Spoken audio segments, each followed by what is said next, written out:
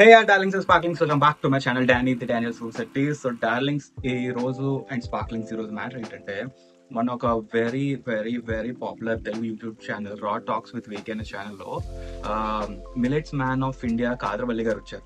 కాదర్వల్లి గారు వచ్చి కొన్ని ఎస్టానిషింగ్ స్టేట్మెంట్స్ చేశారు. అదొక లెంతీ పాడ్కాస్ట్, మీరు వీలైతే మీరు చూడాలనుకుంటే అక్కడికి వెళ్ళి చూడొచ్చు.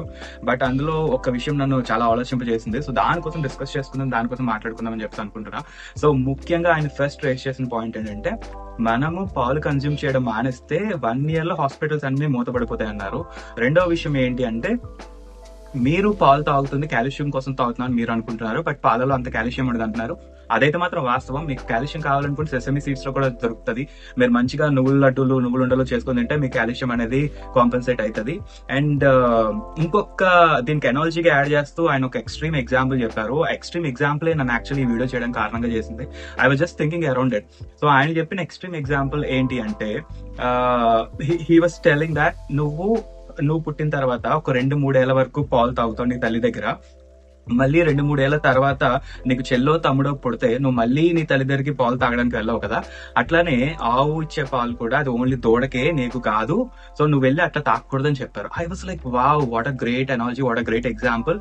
నిజమే కదా, మనం రెండోసారి మళ్ళీ తల్లి దగ్గరికి పోం కదా, రెండోసారి మళ్ళీ చెల్లో తమ్ముడు ఉన్నప్పుడు తల్లి పాలు తాగం కన్నా ఆలోచన వచ్చింది. I was just thinking around this point. Then there were few thoughts that came to my mind. కాంట్రరీగా అనిపించాయి అనమాట. ఆ కాంట్రరీ థాట్స్ నేను మీతో ఇప్పుడు షేర్ చేసుకోవాలనుకుంటున్నాను. ఫస్ట్, మీరు గిరావులు తీసుకున్నా, జెర్సీ ఆవులు తీసుకున్నా, లేదా డైరీస్ లో ఉండే గేదెలను తీసుకున్నా, నేను యావరేజ్ ఫిగర్ చెప్తున్నాను, యావరేజ్ గా 12 నుండి 16 లీటర్లు పాలు ఇస్తాయి ఒక్కొక్క ఆవు. సో మీరు దూడని తీసుకుంటే దూడ తాగే పాలు మహా అయితే 4 నుండి 5 లీటర్లు ఉంటుంది. మహా అయితే అంతకన్నా అయితే 1 లీటర్ ఎక్కువ తాగొచ్చేమో. సో ఆవు పొదుగులో పాలు గానీ గేదె పొదుగులో పాలు గానీ అంత ఉన్నప్పుడు సో దూడ మొత్తం తాగదు. అదొక ఫస్ట్ పాయింట్. నెక్స్ట్ ఏంటంటే, మన ప్రకృతి ధర్మ ప్రకారం ఆవు గానీ గేదె గానీ నువ్వు వెళ్ళి వెంటనే పాలు పెతకాలంటే అది పాలు ఇయ్యదు. ఫస్ట్ దూడ వెళ్ళి ఆ తల్లి దగ్గర పాలు స్వీకరించాలి. పాలు స్వీకరించిన తర్వాత అది నీకు పాలు ఇస్తుంది అనమాట. అదొక గొప్ప విషయం ఉంది.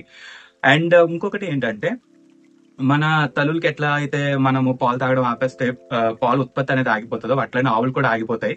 కానీ ఈ లోపు ఏదైతే ఉందో ఆ దూడ తాగే సమయం ఒక 2 ఏళ్ళు 3 ఏళ్ళు నాకు కరెక్ట్ గా తెలియదు, బట్ తాగే సమయంలో నువ్వు కానీ అది వదిలేసిన పాలు అంటే అది 5 లీటర్లు తాగగా ఇంకా మిగిలిపోయిన 10 లీటర్లు నువ్వు పెతకకపోతే జరిగేది ఏంటి అంటే, ఏవైతే ఆవు రొమ్ములు ఉంటాయో అక్కడ చాలా బ్యాక్టీరియా ఫామ్ అవుతుంది. ఆ బ్యాక్టీరియా ఫామ్ అవ్వడం ఒకటి ఎత్తైతే ఆ బరువుకి ఆవు చాలా ఇబ్బంది పడుతుంది. ఆ బ్యాక్టీరియా ఫామ్ అయిన తర్వాత మెల్లగా దాని నుండి మళ్ళీ మన పాలు పెతకడం అనేది జరుగుతుంది. అదొక మైనస్ పాయింట్.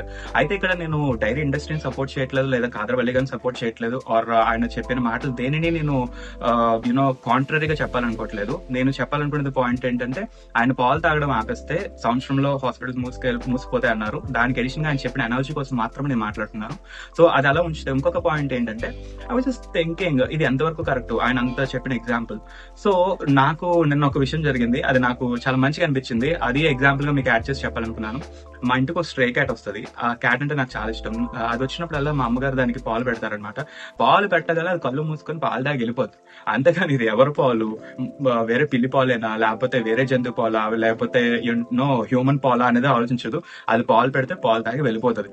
సో అట్లానే మనము ఈ రోజు ఉండే స్థాయి ప్రకారం మనం ఎంతో అనాలిసిస్ చేసేసుకుంటున్నాం ఏది కరెక్ట్ ఏది రాంగ్ అని చెప్పేసి. బట్ నేచర్ కి అయితే కొన్ని మిలియన్స్ ఆఫ్ ఇయర్స్ నుండి సేమ్ థాట్ ప్రాసెస్ కదా. యానిమల్స్ అయితే అలాంటివి ఏం చూడవు, అదొక విషయం. నెక్స్ట్, మన పురాణాల్లో ఇతిహాసాల్లో పాలు కన్జంప్షన్ గురించి కానీ ఆ నెయ్యి కన్జంప్షన్ గురించి కానీ వాటి నుండి వచ్చే లాభాల కోసం కానీ నా తమ్ముడు ఒకరితో మాట్లాడాను. వాడు పురోహితుడు, వాడికి ఈ పుస్తకాల మీద చాలా జ్ఞానం కలిగి ఉన్నాడు. సో వీలైతే వాడితో ఒక వీడియో బయట తీసుకొని నా వీడియో బయట మన ఛానల్ షేర్ చేయడానికి ట్రై చేస్తాను. అంతవరకు keep loving, keep sharing, keep liking, keep subscribing, pouring out all your love because this is a new journey. I need you all here. Chalo.